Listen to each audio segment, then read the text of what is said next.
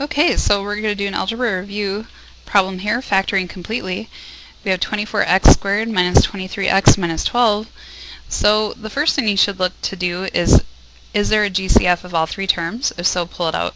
Here we have 24, negative 23, and 12, and there's no common number that is non-1 or negative 1 that divides all three of those. And we're talking about integers here. So the next thing to notice is we have a trinomial of the form ax squared plus bx plus c. And so that general form has adding between, but we can make this trinomial look that way if we add the opposite where we have subtraction. Alright, so the first method we're going to go over is probably the more common, and this is like a guess and check method where we're making an educated guess and checks, not just anything.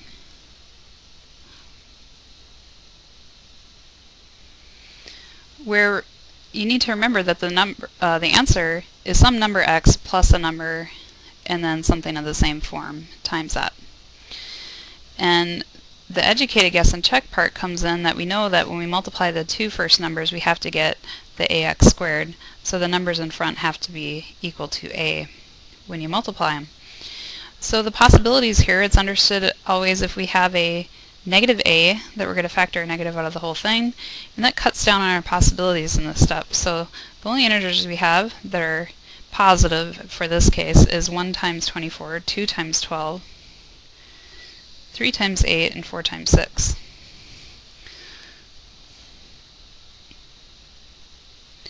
So we're going to play the same kind of game for the second spots, but we're going to use c because those two numbers multiplied together have to get us a negative 12 in this expanded form.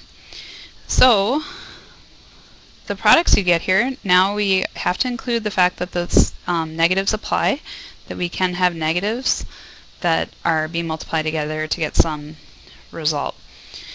So negative 1 and 12, for example, and also 1 and negative 12.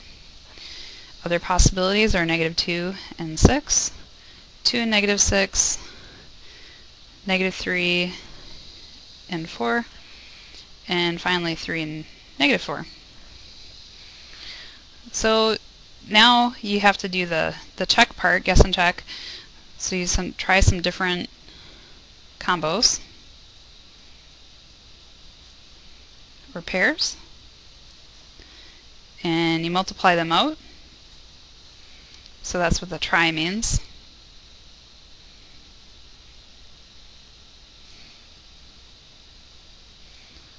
And you want to see if you can get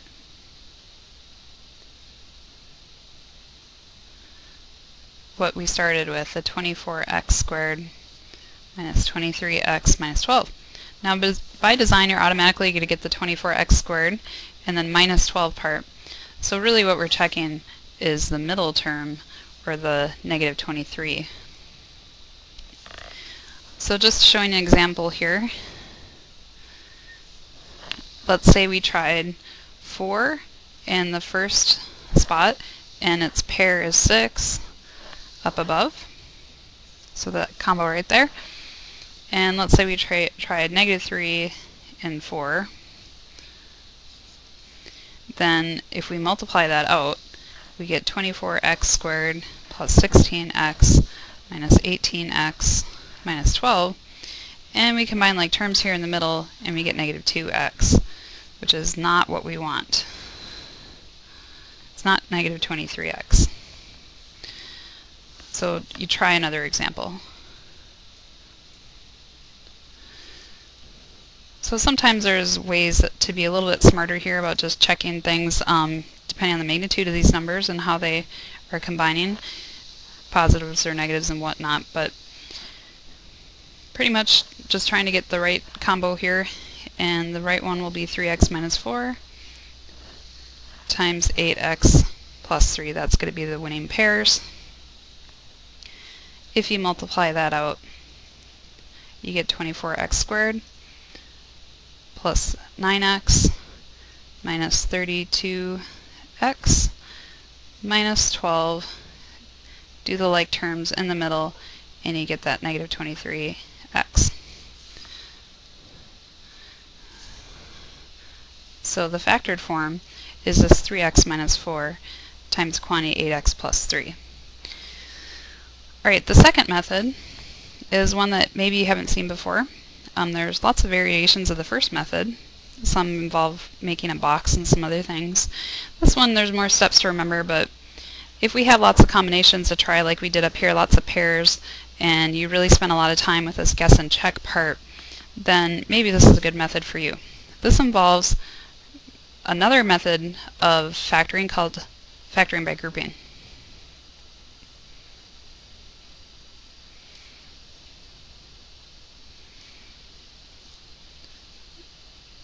So we'll go over the factor by grouping method as part of this, but what this is we need to first find a very special number, pair of numbers.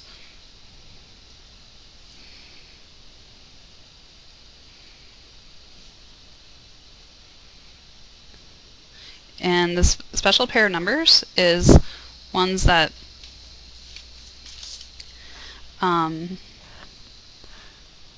or we'll say such that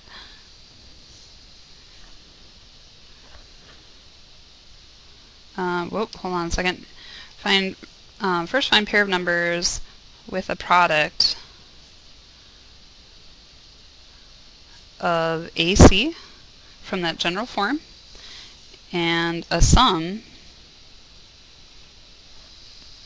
of the B. So our AC in our problem, our A was 24 and our C was negative 12. So that is a pretty big number. It's negative 288. And our B in our problem was negative 23. So that seems maybe like a task in itself, but once you figure that out, then you'll just have a step where you write the middle term of negative 23x as that special pair of numbers with x's next to it added together, and they'll sum to negative 23x. You factor by grouping, and you're done. So here, to do this, just another little tip here is you might want to look at the prime factorization.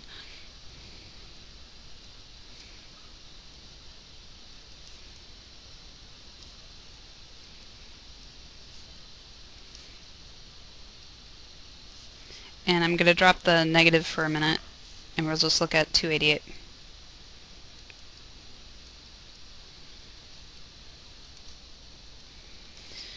So a lot of people do this by factor trees, and that's what I'll show here. So one factor tree is to break it down by dividing by 12, and you get 24 for a result, and then breaking down each of those numbers into their primes. So any other method here is fine. So 288 is equal to 2 to the 5th times, let's just throw the negative on here so we don't lose that. So it's negative 2 to the 5th because we have 1, 2, 3, 4, 5 2's, and we have 2 3's, so 3 squared. So that's the prime factorization. The reason that's helpful is that you can try shifting around the 2's and the 3's and multiplying out to have two numbers overall for which you can see if they sum to negative 23. And what this is doing here is it's kind of making the step here a little bit less and easier to check than what we did in method 1. So we don't have to do all that multiplication out to find that middle term. And it's going to speed up that process a little bit. But we have a little bit of more work to do on the tail end, so we'll see that in a minute. So one possibility is, let's say we try negative of 2 to the 4th, and then throw a 2 in with the 3 squared, for example. So overall, what if we took negative 16 and 18? Well, we know for sure that's going to have, by design, our product of negative 288, but what about the sum? So the sum is really what we're checking here. It's negative 16 plus 18, and that's 2, not our b, which is negative 23. So let's try another one. What if we have negative 2 to the 5th, just like it was written in the prime factorization, and then 3 squared. So that would be negative 32 times 9. Probably a natural one to start with, so yeah, you don't even have to check that part, but yes, it does multiply to negative 288, just kind of calling that out. And then the sum here, negative 32 plus our 9 is negative 23, which is what we want. So that guessing and checking kind of part is done here. And now what we need to do is a little bit different step. So let's write out the problem. What do we have here? We had 24x squared minus 23x minus 12. And so in this next step, you write out the same problem or expanded form here, except negative 23 is going to be replaced with the two special numbers in our pair, and it doesn't matter what order you do here, and just write down negative 32x plus 9x, or vice versa. And notice that when you add those, you get negative 23x. So we broke this down into 4 terms in a special way that it turns out you can factor by grouping. And so you can do a proof to this, but I'm going to spare you that. Just believe me that this works. We'll see that now. Okay, now factor by grouping is for 4 terms. And what you do is you break up the first 2 terms and the last 2 terms. Usually you can just do that right away. Sometimes you have to rearrange the terms for this method. In this context, you will never have to change order. Whatever order you come up with works. So the GCF of the first 2 terms is 8x, excuse me. Pass that, take that out, and you're left with 3x minus 4. We're using the distributive property here. Plus, the last 2 terms have a GCF of 3, and our leftovers are 3x minus 4. Now, if you did this right, these numbers here are the same. So we're just going to use the distributive property again, but we're pulling out the parentheses 3x minus 4, and our leftovers are going to be 8x plus 3. So it looks a little weird, but we're just applying the distributive property again. 3x minus 4, pull it out, leftovers, parentheses, 8x plus 3. It's in factored form, you're done. And that's the same result as we got with example, or method 1. So that's it, thank you.